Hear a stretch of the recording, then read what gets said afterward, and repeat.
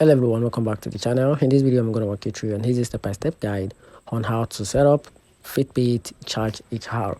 So to get started with the guide and the steps, the first thing to do is to charge your Fitbit. So plug the charging cables into a USB port and connect your Fitbit charger each hour. Then make sure it's powered on before setting up.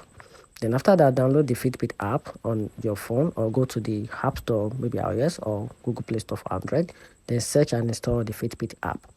Then after that, you have to create or log into your Fitbit account. So open the app, tap join Fitbit to create a new account or log in if you already have one. And after that, you have to set up a new device, which is step 4. So tap your profile icon at the top left corner, then tap set up a device, then select charge HR from the list.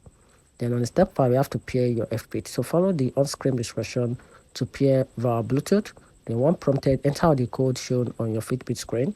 Then you have to complete the setup. So customize the settings like go, notification, and clock phase to sync and will begin automatically. So your Fitbit Charge HR is now ready to use, and that's how you can simply set up your Fitbit Charge AR.